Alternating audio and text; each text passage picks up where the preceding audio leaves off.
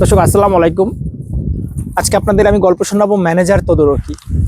আমার কোম্পানিতে, যেহেতু আমি হোটেলে অনেক বছর ধরে জব করি, তো আমার কোম্পানিতে আমার সেকশনে হোটেলের যে ফ্রন্ট ডেস্ক এবং গেস্ট সার্ভিসে চাকরি করি। তো এখানে অনেক কয়েকজন ম্যানেজার আছেন। কেউ অর্থ শাখাতে, কেউ হচ্ছে ফ্রন্ট ডেস্কে 3 জন ম্যানেজার, গেস্ট সার্ভিসে 4 জন ম্যানেজার। তারপরে সকালবেলা যখন ব্রেকফাস্ট হচ্ছে বুফেট থাকে তখন 4-5 জন ম্যানেজার থাকে। তো আমাদের আজকের গল্পের যে মূল নায়ক তিনি হচ্ছেন ম্যানেজার তদারকি। ম্যানেজার তদারকি খুব বয়স্ক একজন জাপানিজ। প্রত্যেকদিন ভোর 5টায় কাজে আসেন। 5টায় কাজে এসে প্রায় 200 রকমের খাবারের আইটেম বুফেটে সবকিছু তিনি ওপেন করেন। ওপেন করে এরপরে ঠিক 6টা 45 থেকে সকাল 9:30 পর্যন্ত হোটেলে যারা কাস্টমার থাকে তাদের জন্য এটা খোলা থাকে।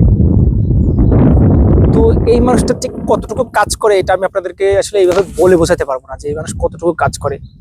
আমি যা কাজ করি তার থেকে 15 গুণ বেশি কাজ করে। আমি যেখানে কাজ করে ক্লান্তি হয়ে যাই সেখান থেকে তিনি শুরু করেন। তো গত পরশুদিন ম্যানেজার তদারকি হঠাৎ করে বাসার থেকে কি একটা ফোন আসার কারণে বাসায় চলে গিয়েছেন। সব কাজ করে গিয়েছেন। সব কাজ করে যাওয়ার পরে উনি শুধুমাত্র একটা টেবিলের উপরে একটা বাকেট, অর্থাৎ একটা বাকেট বা একটা বাক্সের উপরে বাচ্চাদের জন্য কিছু খাবার ছিল, সেই খাবারটা উনি ফ্রিজে রেখে যেতে ভুলে গিয়েছেন।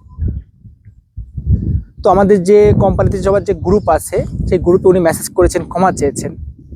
ক্ষমা চেয়ে ওই পর্যন্ত তো ঠিক ছিল, উনি যেহেতু অনেক বয়স্ক এবং সবার সিনিয়র ম্যানেজার।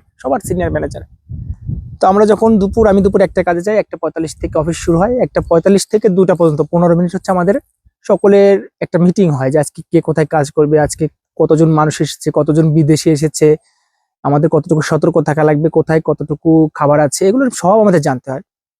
তো ম্যানেজার তদারকি যথারীতি পরশুদিন আসলেন কাজে 1টা 45-এ এসে। সবাই যখন কথা বলা শেষ তখন তিনি বললেন যে আমি কিছু বলতে চাই। তখন তিনি বললেন যে আপনি বলেন। আমাদের মালিক বললেন আপনি বলেন, মালিকও থাকে প্রায়। তো তিনি বললেন যে আমি যে গত পরশুদিন খাবার ফ্রিজে রেখে যেতে পারিনি, আমি এটার জন্য সকলের কাছে আন্তরিকভাবে মাপ চাইছি, আমাকে সবাই মাফ করে দেন। এটা বলে তিনি মাথা নত করলেন। মাথা নত করে পুরো 30 সেকেন্ডেরও বেশি সময় মাথা নত করে থাকলেন।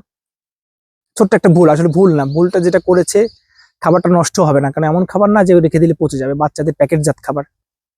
তো এই যে জাপানে যারা আছে, আমি বাংলাদেশে দেখেছি এবং জাপানেও দেখেছি। আমি হোটেলের ফ্রন্ট ডেস্কে যখন দেখি, যখন কোনো বিদেশি আসে, আমি গতকালকেও দেখেছি, কাজ করেছি, কিছু কানাডিয়ান এসেছিলেন, ইটালিয়ান এসেছিলেন, ফ্রান্সের কিছু মেয়েরা এসেছিল।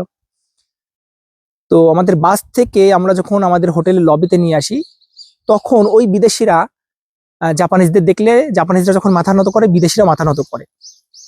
এবং জাপানিজ যে একটা সভ্য দেশ, সভ্য জাতি, এটা কিন্তু বাইরের বিশ্বের দেশ জানে। তো আমার এই ভিডিওর মেসেজ হচ্ছে, একটা দেশ যখন উন্নত হয়, একটা দেশের মানুষ যখন উন্নত হয়, একটা জাতি যখন উন্নত হয়, তখন পরে অন্য দেশগুলো সেই দেশকে সম্মান করে, সেই দেশকে শ্রদ্ধা করে। আমাদের বাংলাদেশকে শুনলে বাইরের বিশ্ব নাক ভুসকায়, কটু কথা বলে। এটা হচ্ছে আমাদের কারণে, কারণ আমরা সভ্য হতে পারিনি, আমাদের দেশ সভ্য হতে পারিনি, আমাদের কালচার সভ্য হতে পারিনি। ম্যানেজার তদারকির এই ছোট্ট একটা মেসেজ, যেটা আমি সব থেকে কাছ থেকে দেখি, যে জাপানিজরা ছোট্ট ছোট্ট ভুলের জন্য মাপ চায়। কারণ মাপ চায় যে সে যদি বয়স্ক মানুষ মাপ না চায়, সে যদি নিজেকে সংশোধন না করে, তাহলে যারা জুনিয়র আছে তারা তো নিজেদেরকে সংশোধন করবে না, তারা তো নিজেরা কখনো পরিবর্তন হবে না। তো যারা বড় তারা যদি সংশোধন না হয়, তারা যদি নিজেদের ভুল না দেখে, ছোটরা কখনো সংশোধিত হতে পারে না। আমার এই মেসেজ হচ্ছে, এই ভিডিও করার বার্তা হচ্ছে, জাপানে যারা আছেন ছোট ছোট ভুল করলে সঙ্গে সঙ্গে মাপ চাবেন। মাপ চাটা খারাপ না, মাপ চেয়ে কখনো কেউ ছোট হয় না, মাপ চেয়ে কিন্তু বড় হয়। তো এই মেসেজের উদ্দেশ্য হচ্ছে, যারা জাপানে আসছেন, নতুন এসেছেন, 2-1 বছর আগে এসেছেন, যারা আমার ভিডিও ফলো করেন, তারা জাপানে ছোট ছোট ভুলের জন্য অবশ্যই বলবেন গোমেন নাসাই, সিসুরে শিমাস। সিসুরে শিমাস হচ্ছে গোমেন নাসাই থেকে বেশি পোলাইট, বেশি ভদ্র। তো সবার জন্য শুভকামনা থাকলো। জাপানে কখনো কোথাও দেখাবে ইনশাল্লাহ সজীব ভাইয়ের আমার সাথে।